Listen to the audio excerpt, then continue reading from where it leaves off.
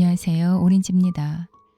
최민초 작가님 작품은 오렌지 책방에서 그동안 많이 선보이기도 했고 워낙 임팩트 강한 작품으로 널리 알려진 작가라서 따로 소개가 필요가 없는 것 같아요.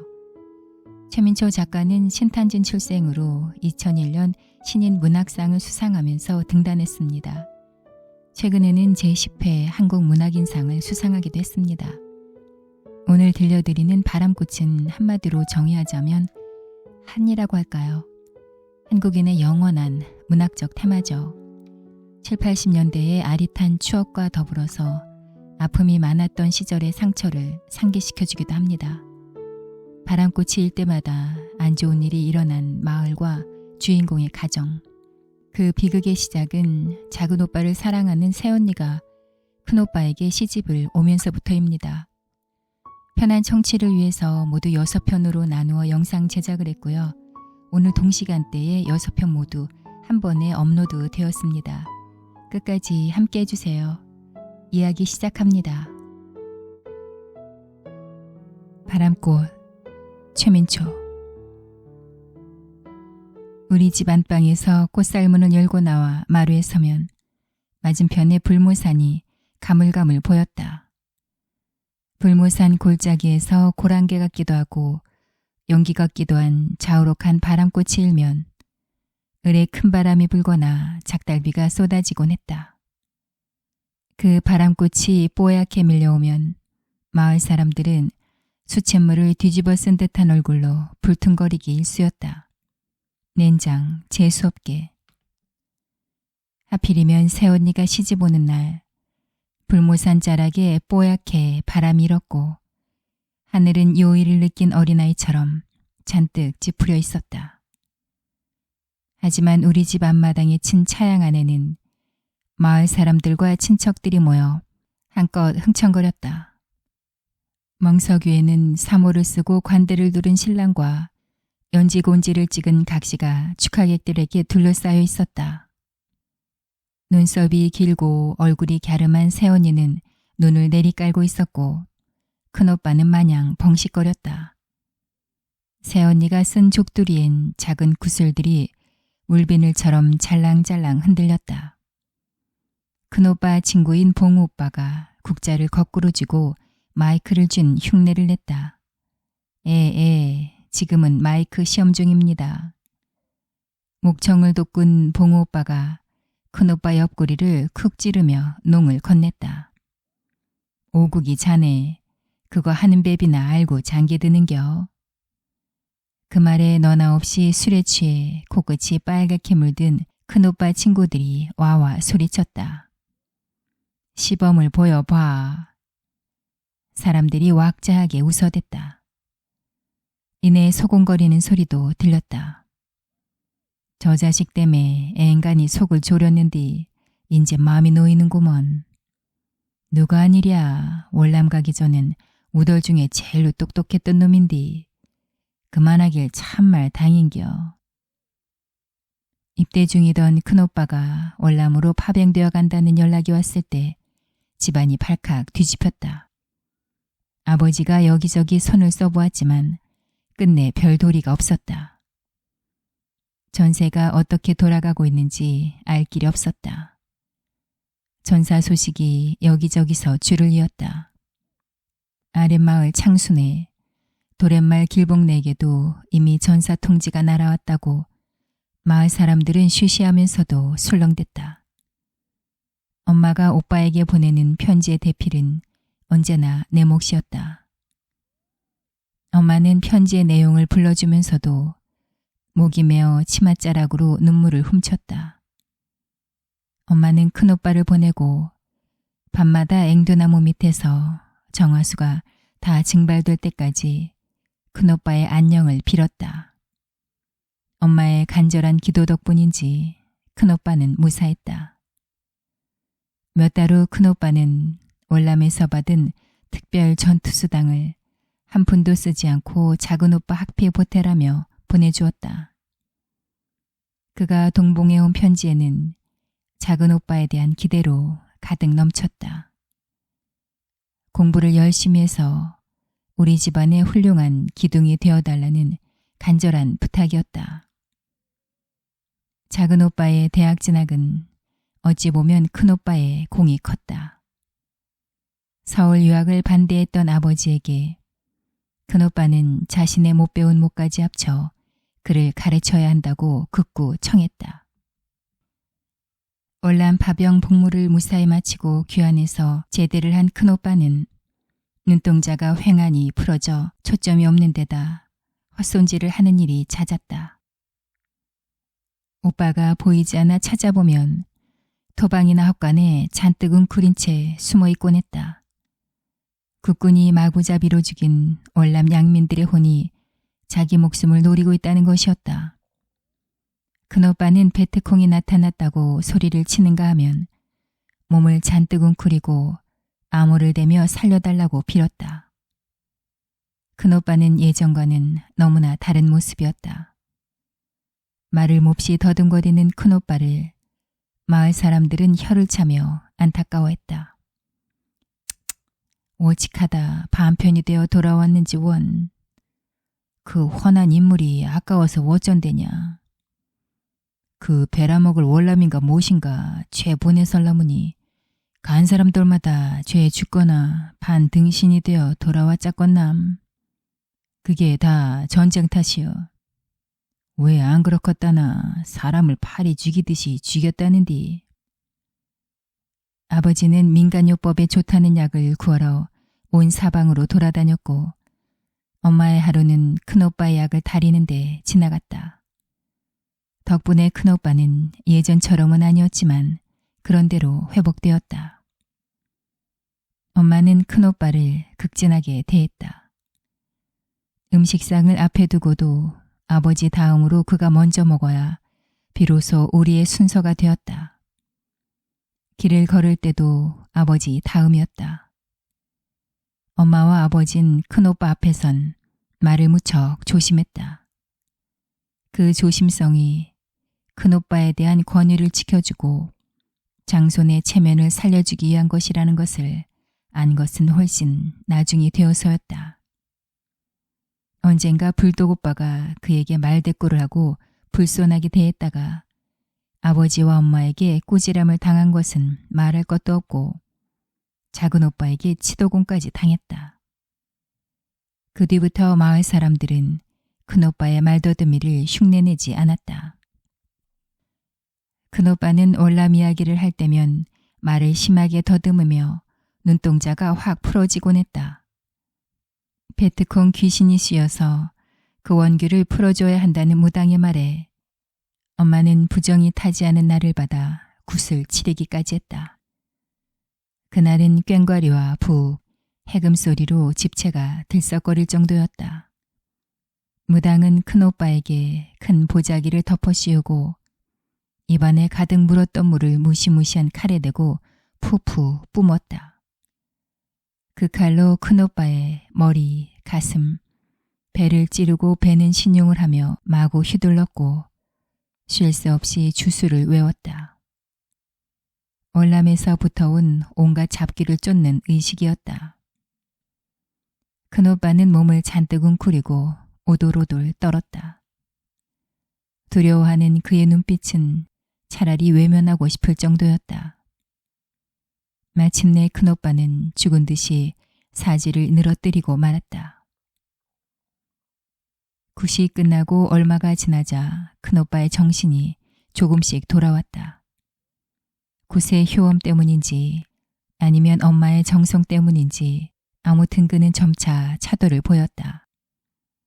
극도로 신경쇠약에 시달리던 오빠는 말을 더듬긴 했지만 점차 안정을 찾아갔다. 재수씨 시집 오니께 재밌지요, 그치요? 봉우 오빠가 엉너리를 쳤다. 봉우 오빠의 물음에 새초롬한 새언니 대신 큰오빠가 벙시드 섰다. 그는 술이 취하면 농담을 잘했지만 원래는 수줍음이 많았다. 하늘엔 바람꽃이 지천으로 깔려 있었다. 깃털 모양의 구름이 가볍게 떠다니다가 어느 결의 회오리에 휙휙 떠밀려 나갔다. 하늘을 힐끔거리는 봉우 오빠의 표정엔 불안한 기색이 역력했다. 구경꾼들도 불안해하기는 마찬가지였다. 그때 울음소리가 불쑥 끼어들었다. 나는 소리의 진원지를 찾아 두리번거렸다. 후닥닥 튀어 달아나는 사람은 큰오빠의 첫사랑이었다. 나는 그녀의 뒷모습을 바라보며 불길한 예감에 휩싸였다. 어라, 누군디 남의 집 경사에 온디야. 누군가 못마땅한 듯 혀를 찼다. 달아난 여자의 뒷모습을 마을 사람들의 눈길이 쫓아갔다. 봉우 오빠는 얼른 흩어진 분위기를 수습하려고 더 큰 목소리로 목청을 높였다. 여러분, 신랑 신부가 키스를 할 차례입니다. 잠깐 동안의 술렁거림이 웃음속에 묻히면서 곧 신랑 각시에게 관심이 돌아왔다. 큰오빠는 아마도 그 여자를 못 본 것 같았다. 어쩌면 못 본 채 했는지도 모른다. 우리 집에서 야산을 하나 넘으면 넓은 들판을 눈앞에 둔 도렛말이라는 마을이 있었다. 그곳에 큰오빠를 짝사랑하는 처녀가 있었다. 큰오빠와 사귀고 한참 뒤 처녀는 뚜렷한 이유도 없이 자주 아프다고 했다. 굿을 해보라는 누군가의 귀뜸에 그녀의 집에서는 쉬쉬하면서 남몰래 굿을 했다. 신기하게도 굿을 하고 나면 아팠던 병이 말끔히 낫는다는 것이었다. 그러나 얼마 동안의 기간이 지나면 또다시 도지곤 했다. 처녀의 집에서는 일종의 행사처럼 굿이 잦아졌다. 처녀가 신혈로 몹시 시달리던 어느 날 딸의 생명에 위협을 느낀 그녀의 어머니가 어디선가 용하다는 큰 무당을 불러왔다. 나도 아이들과 산을 넘어 처녀의 집으로 곧 구경을 갔다. 검은 치마를 머리에 뒤집어 쓴 처녀는 시골에서는 드물게 귀티가 났다. 처녀의 손에는 털이개 모양의 숱이 많은 신장대가 들려 있었다. 그 신대는 무녀의 북 장단이 드높아질수록 격렬하게 흔들렸다. 마침내 처녀가 벌떡 일어나 신당을 휘돌았다. 신명나게 춤을 추던 그녀가 갑자기 바닥에 풀썩 쓰러졌다. 숨을 죽이며 지켜보던 사람들이 아악하고 비명을 질렀다. 그러나 큰 무당은 신대를 쥐고 침착하게 그녀의 전신을 훑으며 주술을 외웠다. 그날부터 소문이 떠돌았다. 할머니 귀신이 처녀의 발목을 물귀신처럼 휘어잡고 있어 처녀에게 내림굿을 시키지 않으면 죽는다. 처녀의 큰할머니는 첩으로 들어앉은 작은 할머니 때문에 우물에 빠져 죽었다. 그래서 억울해서 저승길에 못 가고 처녀의 몸에 몸주로 실리고 싶어 한다는 거였다. 그런데 처녀의 집에서 하던 굿이 뚝 끊겼다. 집안 구석구석에 붙였던 부적도 모두 떼어냈다. 천석군 부럽지 않은 양반임내하는 할아버지의 완강한 반대에 부딪혀서였다. 그 후 처녀의 집에서는 예사롭지 않은 일이 자주 일어났다. 처녀가 잠자리 없어 찾아보면 시로라기 하나 걸치지 않은 채 상여집에 우독하니 앉아있는가 하면 어떤 때는 알몸으로 날망의 의자 바위에 앉아 하염없이 달을 보고 있기도 했다. 나는 또래들과 바위 뒤에 숨어서 그 모습을 지켜보았다. 그녀의 뽀얀 알몸은 달빛을 받아 요요스럽다 못해 물그림자처럼 신비로웠다. 큰오빠가 고등학교를 졸업하고 얼마 안 돼서였다. 어느 날 그녀가 큰오빠를 찾아온 적이 있었다. 그녀의 집에서 굿이 행해지기 훨씬 전이었다. 원두막 안에 앉아 하모니카를 부는 큰오빠 옆에서 풀꽃으로 머리띠를 만들던 난 숨어서 큰오빠를 바라보는 그녀와 눈이 마주쳤다. 쉿. 그녀가 검지손가락을 입술에 고추 세웠다. 이윽고 큰오빠의 하모니카 소리가 멈추자 여자가 조심스럽게 다가왔다. 여자가 뭐라고 말을 건넸고 큰오빠가 씩 웃었다. 그 이후 난 그들이 아카시아 꽃이 흐드러지게 핀 뒷산이나 경사진 보리밭 끝자락에서 만나는 걸 몇 차례 보았다. 그런 어느 날 난 풀이 죽은 그녀가 큰오빠에게 말하는 것을 엿들었다. 서울로 시집 갈 것 같아요. 어찌 해야 할지. 큰오빠가 당혹스러운 눈으로 그녀를 바라다 보았다. 그녀의 고백을 듣기 며칠 전에 큰오빠는 그녀와의 결혼 이야기를 꺼냈다가 아버지로부터 심한 꾸중을 들었다. 안 돼요. 내 눈에 흙이 들어가기 전엔 절대로 안 된다니까.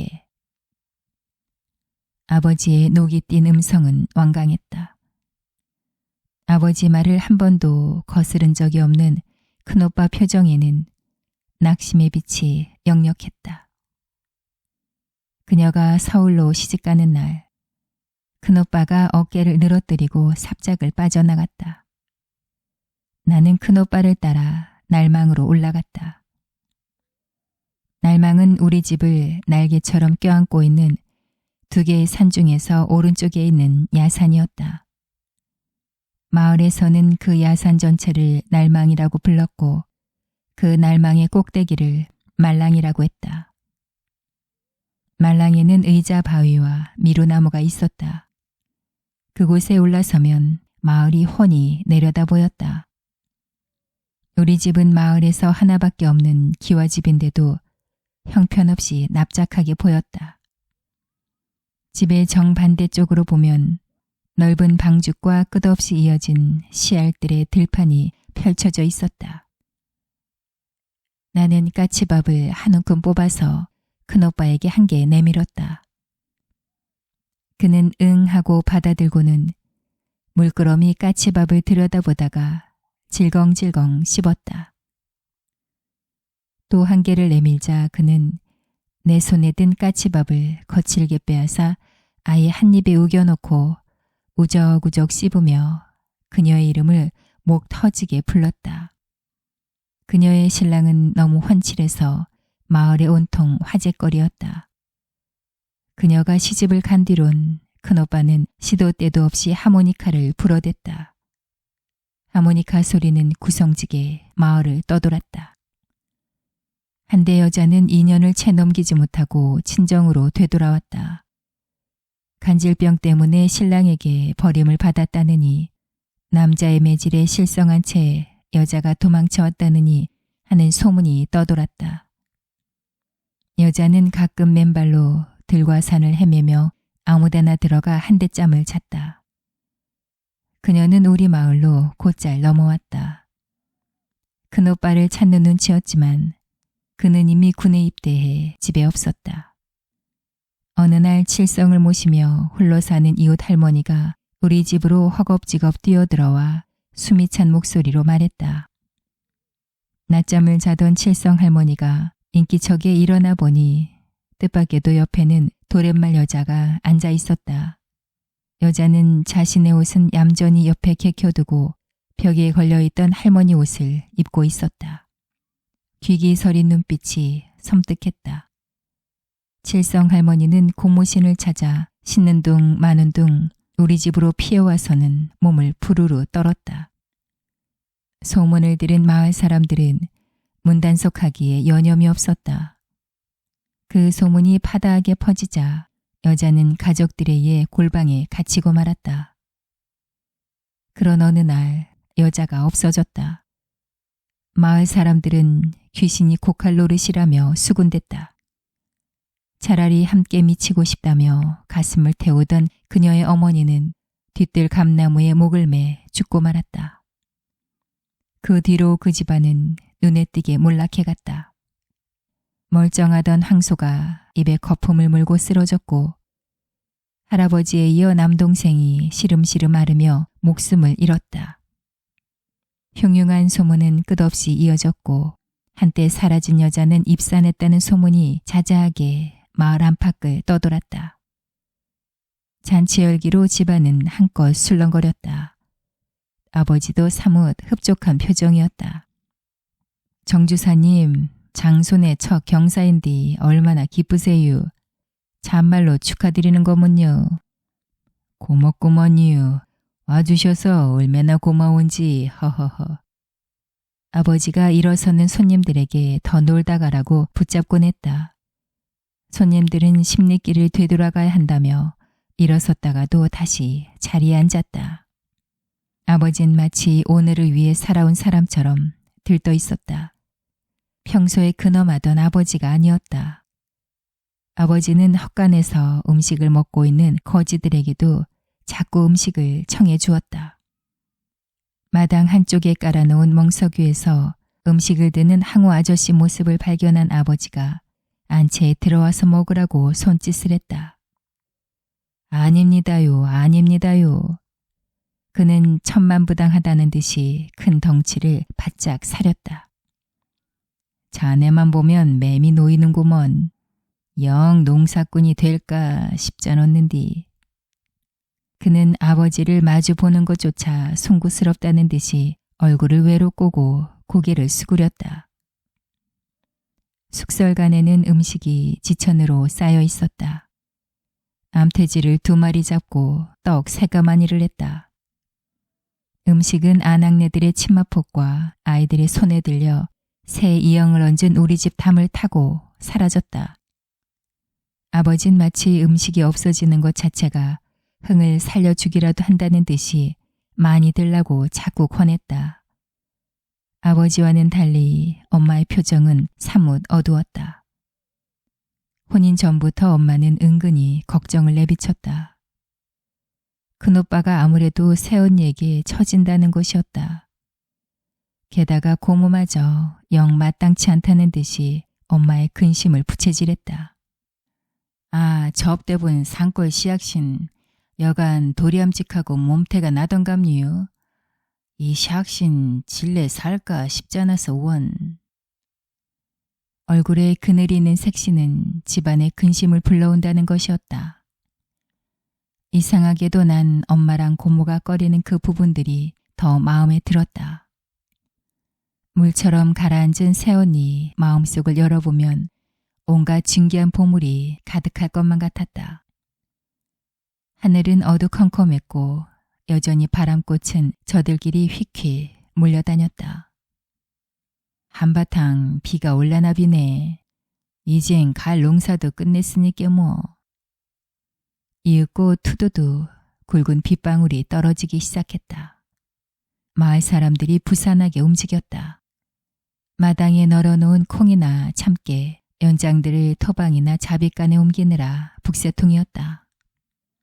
비는 금세 앞마당에 둘러쳐놓은 차양을 처지게 하고 고인물이 고랑을 타고 흘러내렸다. 비 설거지를 끝내고 뜰 아래채로 올라선 사람들은 비를 맞아 후줄근했다. 뜰 아래채가 금세 진흙으로 질척거렸다. 마당과 뜰 아래채를 오르내리던 꼬맹이 몸뚱이가 진흙에 엉겨붙어 지저분했다. 마을 사람들은 서로를 멀뚱히 바라보았고 침묵이 온 마당을 감쌌다. 그 묘한 침묵을 깨고 복잔의 할머니가 불쑥 중얼거렸다. 풍년이 들라나베. 색시가 복이 있는 게 비어. 그런데도 노파의 표정은 사뭇 어두웠다. 봉우 오빠는 차양 아래서 행해지던 혼례의식을 서둘러 마무리했고 아낙네들은 새언니를 급히 안방으로 들여보냈다. 아랫목에 앉은 새언니는 족두리를 벗고 다시 머리를 틀어올려 곱게 매만졌다. 길고 하얀 목덜미가 눈부셨다. 새언니는 자주 몸을 뒤틀며 꼼틀거렸다. 곱게 화장한 얼굴에서는 땀이 비어져 나왔다. 보료 밑에 손을 대보았더니 방바닥이 끓고 있었다. 나는 부엌에 대고 냅다 소리쳤다. 불 좀 그만 떼셔유. 새언니가 빨갛게 익으면 오직한데유.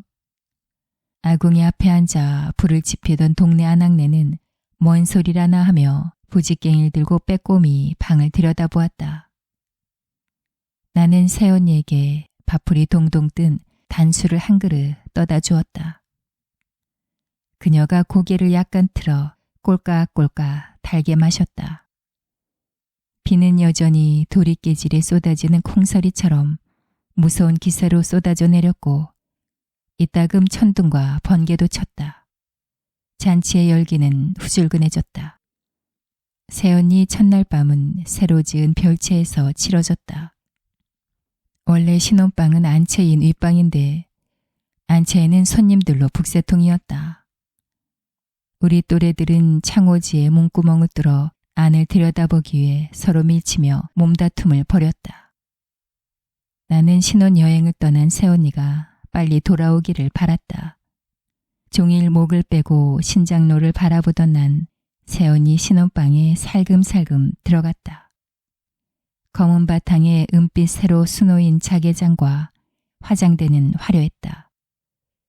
자개장에 있는 새들이 한꺼번에 푸드득 날아올라 좁은 방 안에서 날카롭게 회를 쳤다.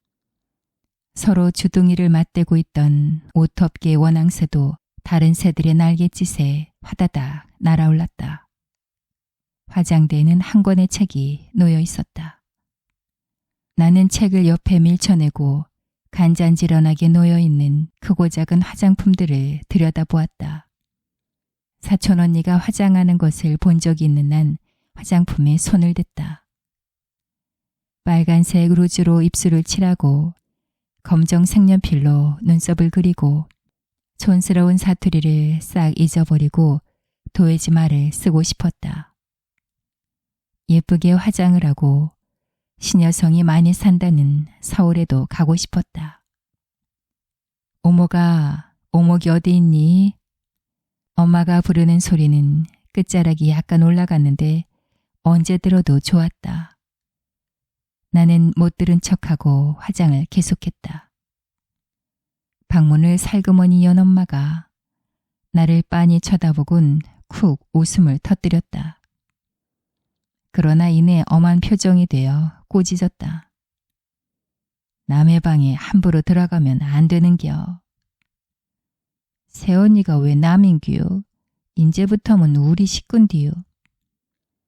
나는 입을 삐죽하게 내밀었다. 으이구, 이 철없는 거사. 거울이나 한번 디다봐. 거울 속의 내 눈자위는 보리깐부기를 칠해놓은 것처럼 보기 흉했다. 입술까지 빨갛게 칠한 내 얼굴은 마치 삐에로 같았다. 그런 나를 엄마는 굿쟁이 같다고 야단을 쳤다. 함부로 새언니 방에 들어가면 혼날 줄 알아. 엄마는 쯧쯧 혀를 찼다. 나는 엄마의 꾸질함에도 아랑곳 않고 새언니가 어서 오기만을 기다리며 새언니 방에 드나들었다. 새언니가 돌아오면 제일 먼저 뒷곁을 보여주고 싶었다. 뒷곁에는 우리 남매가 태어날 때마다 할아버지가 흙담 밑에 심은 네 그루의 앵두나무가 있었다. 앵두나무는 담둘레에 큰오빠, 작은오빠, 막내오빠, 그리고 나 이렇게 순서대로 서 있었다.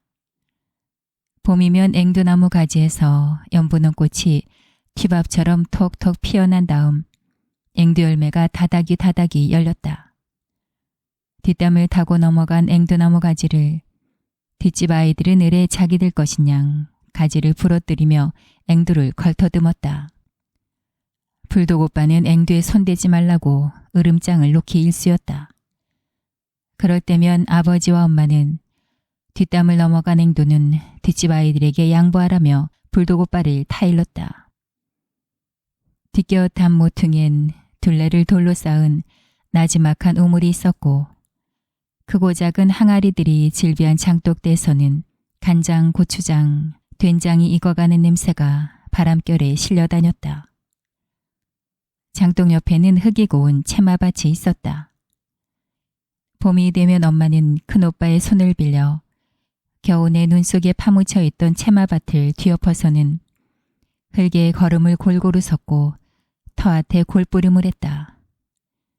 보름쯤 지나면 상추, 쑥갓, 아욱, 시금치, 호파 등이 흙을 머리에 이고 뾰족이 고개를 내밀었다. 연두빛 푸성기들은 따뜻한 햇빛과 바람 속에서 하루가 다르게 키재기를 했다.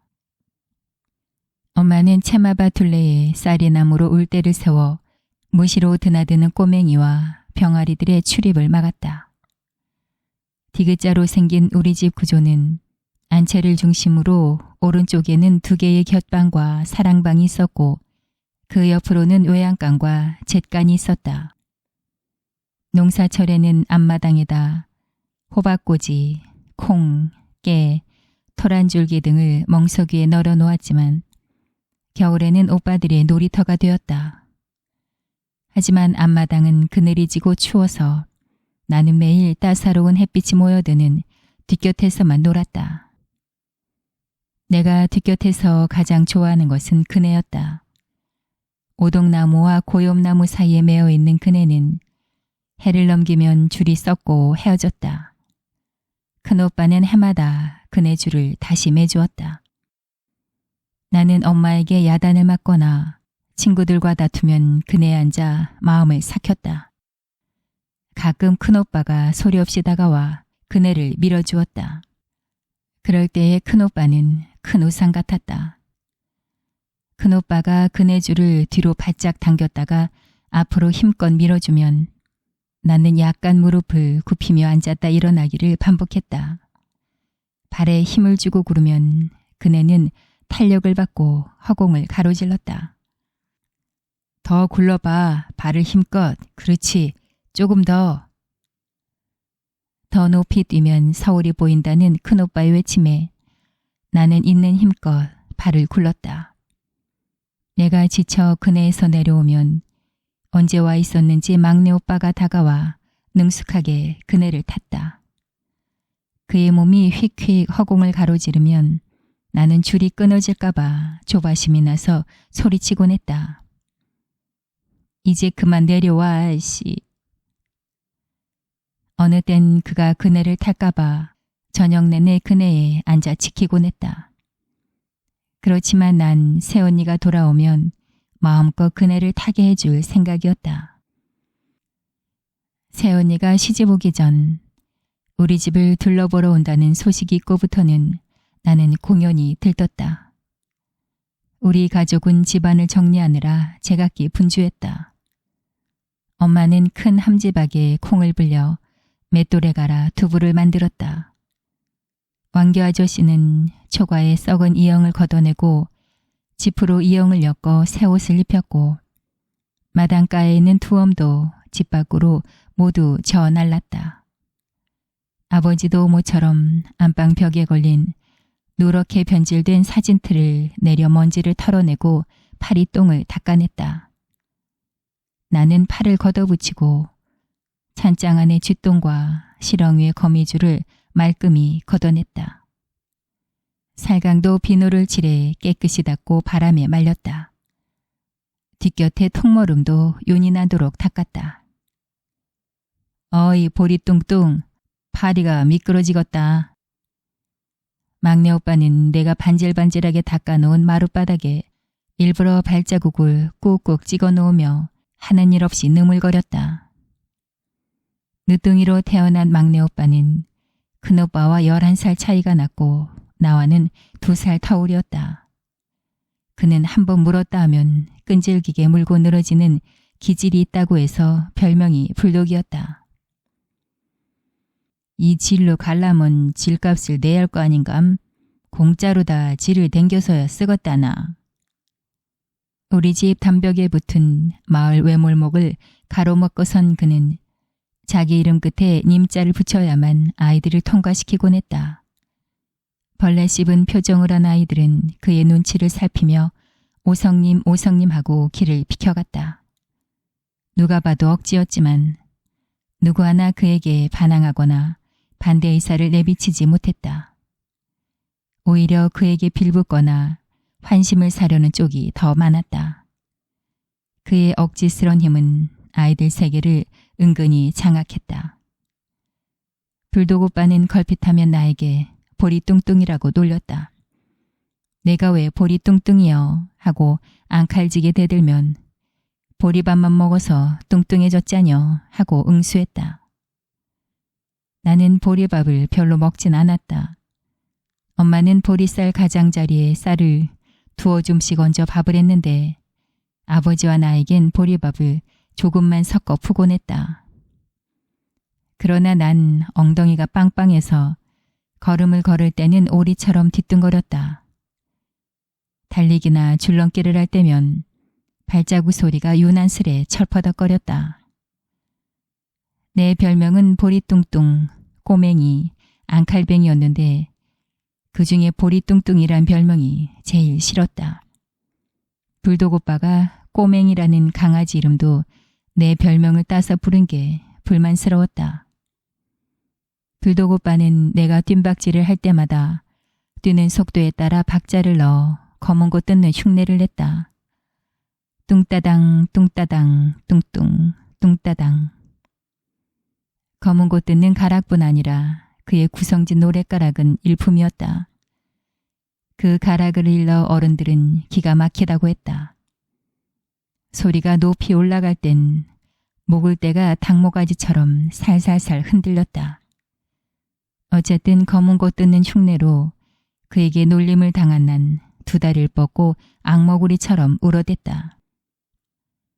엄마가 부직갱이를 들고 그를 때리는 신용을 하면 어이구 울엄니 매질하느라 얼마나 힘드신감요 시방 하면서 그는 엄마를 등 뒤에서 덥석 끌어안고 능청을 떨었다. 엄마는 부직갱이를 든 채 옴쭉달싹 못했다. 불독 오빠는 나에게 한쪽 눈을 찡긋거리며 또 검은 고를 뜯었고 나는 더 앙앙거렸다. 두 다리를 뻗대고 오는 내 곁에서 꼬맹이가 불독 오빠를 향해 캉캉 지저댔다. 엄마가 그를 또 때릴 듯이 돌아보면 그는 코를 횡 풀어버리거나 딴청을 부렸다. 고모는 내 서툰 걸음을 볼 때마다 공연히 오빠들을 나무랐다. 느덜이 하 업어줘서 걸음이 더딘겨. 너무 바짜를 내서 어리광이 심하고 머리도 늦되고. 한 동네 사는 고모는 매일 우리 집을 안방 드나들듯 했는데 그녀는 내 볼에 얼굴을 비비면서 어이구 우리 오목이 이젠 예쁘게 컸구나 하고 나에게 들으라는 투로 말했다. 하지만 어지간히도 푸짐하더니만 하는 말은 조그맣게 혼자 소리로 했다. 아무튼 불독 오빠가 놀리는 보리뚱뚱은 정말 싫었다. 그는 기분이 좋을 때는 콧구멍을 벌렁거리는 습성이 있었는데 나에게 보리뚱뚱이라고 놀릴 때도 그랬다. 내가 쏘아붙이면 그는 시침을 뚝 떼고 오목조목 귀염둥이 오빠가 붕어빵 사줄까 하고 내게 턱을 바짝 들이대고 딴청을 부렸다. 특히 오빠라는 단어에 힘주어 발음했다. 그가 그러는 데는 그럴 만한 이유가 있었다. 나는 평소에 그에게 오빠라고 좀처럼 부르지 않았다. 보리뚱뚱이니 꼬맹이니 놀리는 데에 대한 반발이었다. 어쩌다 변덕이 나서 오석이 오빠 하고 부르면 그는 벌컥 성을 냈다. 이 조망만한 지지배가 그냥 오빠면 오빠지 오석이 오빠가 뭐여 어잉? 그는 이마살을 좁히며 눈을 부라렸다. 나는 그를 놀려먹는 방법을 꿰뚫고 있었다. 그가 집 앞 논바닥에서 친구들과 어울려 팽이치기, 연날리기, 등탄업기, 자치기 등을 할 땐 비가 오는지 우박이 쏟아지는지 분간을 못했다. 그런 때를 나는 용케 이용했다. 오오석이 오오빠아 엄마가 가가 파아아 머어그으랴. 놀이에 빠져있는 그를 향해 두 귀에서 목청을 높여 손나팔을 하곤 여러 차례 소리쳐 불러서야 그는 알았다며 손짓을 보내왔지만 여전히 들은 척만 척했다. 기필코 승부를 내야만 놀이를 끝내는 것이 그의 성미였다. 나는 그때를 놓치지 않았다. 평소에 그에게 받은 분풀이를 되돌려줄 절호의 기회로 삼았다. 야 정호석, 엄마가 밥 먹으라잖아. 그래도 그는 두룬둥 만둥했다. 이 귀머거리야 하고 소리쳐도 소용없었다.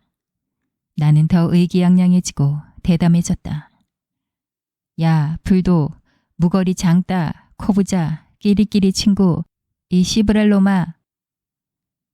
그쯤 되면 그는 이마에 내 전자를 그리며 나를 확 노려보았다. 나는 속으로 찔끔했지만 그렇다고 기가 죽을 내가 아니었다. 왜 그랴? 밥 먹으라는디. 뭐, 씨부랄 놈, 넌 죽었다. 그는 주먹을 코앞에 들어 보이며 위협을 했다. 나는 기도에 침이 꽂힌 암탉마냥 숨이 콱 막혔지만 내 친김이었다. 그랬다. 왜? 어쩔티여? 그는 눈을 부라리며 놀이를 팽개치고 두기로 잽싸게 올라왔다. 그렇다고 성큼 잡힐 내가 아니었다. 내가 그에게 시위를 할 땐 항상 잡히지 않을 만큼의 거리를 두고서였다. 나는 뒤뚱거리긴 해도 그보단 생각이 한 수 위라고 늘 자만했다. 그는 독수리가 병아리를 채갈 듯이 휙 몸을 날려 뒤쫓아왔다. 요 보리 뚱뚱 부재피기만 해봐라. 그에게 아슬아슬하게 덜미를 잡힐만 하면 나는 엄마의 치마폭으로 낼름 숨어들거나 아버지 옆자리에 잽싸게 앉았다. 그는 아버지 모르게 옆구리에 주먹밥을 보이며 위협했다. 나는 못 본 척 수저질만 했고 그는 엉덩이를 들썩거리며 혼자서 열불을 지폈다가 삭혔다가 했다.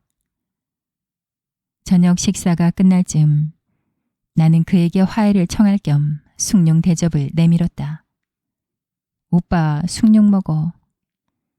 그는 숭늉 그릇을 뒤엎을 듯 채가며 노려보았다. 으이그 이놈의 기집애를 그냥 확. 그의 으름장에 아랑곳 없이 나는 혀를 낼름 내밀었다. 그의 친구인 무거리 장닭과 코부자는 그와 함께 삼총사로 통했다. 무거리 장닭은 묵은 닭마냥 의명스러운 데다 넌죽스러웠고 코부자는 누런 코를 애호박처럼 매달고 다녔다. 그들에게는 서로가 왕초임을 은근히 과시하려는 힘 겨루기가 있었다. 누가 왕초가 되느냐 하는 아슬아슬한 밀고당김, 바로 그것이었다. 그들의 힘 겨루기에는 그들 나름대로의 두 가지 원칙이 있었다. 자풀이 우거진 풀밭에서 씨름을 하거나 닭싸움으로 결정했다. 진 사람은 학교길에 책벌을 맞거나 심부름을 도맡았다. 그들은 각자 자기네 닭으로 싸움을 시켰는데 을의 코부자의 닭이 꽁지가 빠지게 달아나곤 했다. 닭 벼슬을 몇 번 쪼이면 공격할 엄두를 못 내고 슬슬 피했다. 언제부터인가 코부자는 닭싸움에서 쏙 빠졌다. 불독 오빠는 싸움닭을 서너 마리 갖고 있었는데 그 중에 가장 승산이 있는 놈을 고르는데 신중했다. 그는 싸움을 시키기 전에 수탉에게 고춧가루를 물에 타먹이고 약을 바짝 올려놓았다. 불그스름한 수탉의 몸집은 후리후리하고 여간 날쌔지 않았다. 무거리 장닭의 싸움닭 또한 만만치 않았다. 꼬리에 검은 깃털이 한 가닥 붙어있는 것을 자랑으로 삼는 장닭은 몸집이 약간 비대했지만 화가 나면 벼슬을 불불불 일으키며 거침없이 덤벼들었다. 그들은 닭의 깃털 사이에 손을 찔러놓고 상대의 닭을 부리로 쪼개 하거나 벼슬을 물어뜯도록 싸움을 유도했다. 신경이 날카롭게 곤두선 두 마리의 닭은 마침내 주인의 손을 떠나 살벌하게 맞노렸다. 싸움닭은 상대를 노려보며 웅웅 신음 소리를 냈다. 주둥이 깨에 있는 벼슬뿐 아니라 온몸의 탈을 고슴도치처럼 곤두세웠다. 언제나 선제 공격은 불독 오빠의 수탉인 날쌘돌이었다. 날쌘돌이가 날개를 펴고 비행접시처럼 뱅뱅 돌다가 기회다 싶으면 느닷없이 달려들어 상대 목을 물어뜯었다. 무거리 장닭 쪽은 슬슬 꽁무니를 빼는 척하면서 잽싸게 상대의 눈을 쪼았다. 어쨌든 싸움닭은 그들의 비장의 무기였고 그들의 유일하고도 공정한 싸움이었다. 불독 오빠는 자기들끼리는 그렇게 치열하게 다투면서도 내가 자기 친구의 별명을 부르면 물어뜯을 듯 눈을 부라렸다. 그리곤 하나밖에 없는 여동생에게는 볼이 뚱뚱이라고 잘도 놀려댔다. 그러나 난 새언니가 집에 온 후로는 볼이 뚱뚱이든 메밀 뚱뚱이든 더 이상 앙탈을 부리지 않았다. 새언니만 생각하면 그가 뭐라고 놀려대도 아무렇지도 않았다.